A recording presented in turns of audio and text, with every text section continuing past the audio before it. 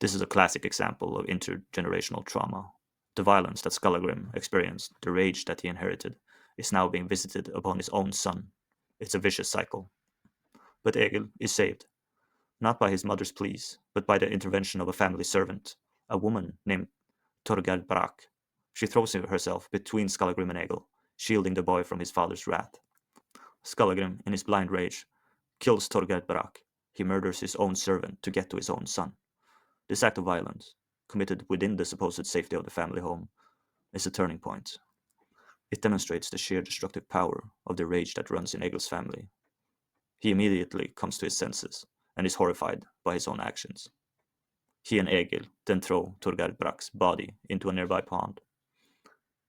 Egil has escaped his father's wrath, but at a terrible cost. He has witnessed firsthand the deadly consequences of uncontrolled anger.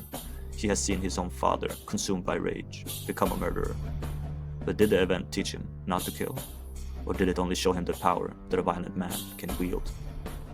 Will Egil learn from this horrifying experience? Or will he follow in the bloody footsteps of his father and grandfather?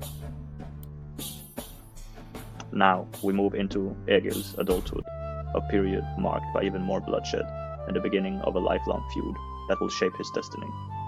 We're talking about his conflict with Berg Onund, a man who embodies the power and privilege of the Norwegian royal court, a court presided over by King Eric Bloodaxe and his formidable queen Gunhild.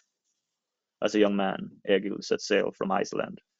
During his travels, his older brother Torolf, who is in service of King Eirik Bloodaxe in Norway, manages to arrange a good marriage for Egil. Egil marries Asgard, who was supposed to marry a man named Berg Onund. Torolf knew that Berg Onund would be furious about this, but he did it anyway. The marriage brings with it a substantial inheritance, land, and property in Norway that rightfully now belongs to Asgard. But there's the problem. Berg Onund, the man who previously held this inheritance, refuses to give it up.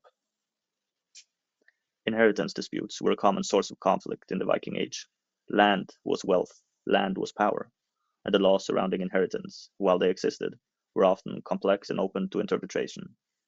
Add to that a healthy dose of personal ambition and a willingness to resort to violence, and you have a recipe for disaster.